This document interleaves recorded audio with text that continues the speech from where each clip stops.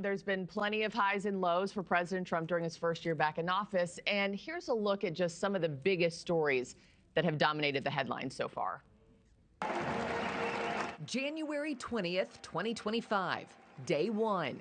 The Constitution of the United States. The Constitution of the United States. So help me God. So help me God.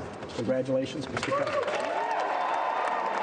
With President Trump declaring a national emergency at the southern border and rolling out a sweeping crackdown that included a broad asylum ban. The president's biggest hit with his base, governing by executive order, 225 of them published in 2025 alone. He quickly used steep tariffs on other countries, at times as weapons that have helped the national debt but impacted prices here at home.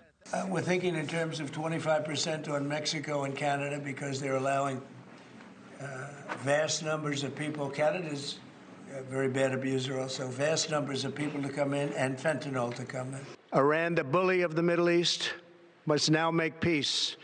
If they do not, future attacks will be far greater and a lot easier. By summer, the year turns into a test of power. June 21st, the United States bombs Iran's nuclear sites, including the underground Fordow facility, in what Reuters calls Trump's biggest and riskiest foreign policy gamble. Iran's key nuclear enrichment facilities have been completely and totally obliterated. 4th of July, a domestic win for the White House. Trump signs the One Big Beautiful Bill Act into law, a massive tax and spending package that Reuters reports was a centerpiece of his second-term agenda. On this vote, the yeas are 218, the nays are 214. The motion is adopted. What we've done is put everything into one bill. It's never happened before. It's the biggest bill of its type in history. By fall, diplomacy and protests take over the headlines. October 12th, Trump declares the Gaza war over as a ceasefire holds, and hostages in captivity for more than 2 years are released, and issues a warning to Hamas.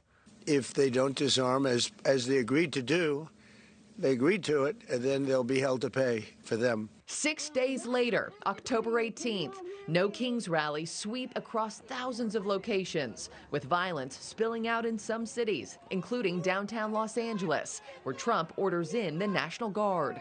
Then the new year, and a stunning move in Venezuela.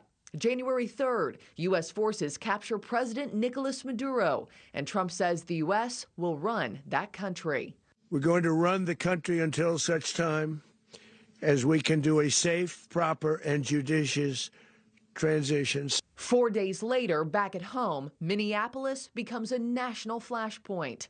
An ICE officer fatally shoots 37-year-old Renee Nicole Good, and the administration's immigration surge in the city grew to nearly 3,000 federal personnel. As of this week, the Supreme Court is still staring down more Trump power fights, including the firing of Fed Governor Lisa Cook and another over tariff authority. And the president is ending year one with his biggest threat yet, and that is threatening to invoke the Insurrection Act if Minnesota officials don't stop what he calls attacks on ICE. Thank you for watching. Subscribe below and download our NewsNation app right now on your phone, and you will get fact-based, unbiased news for all Americans.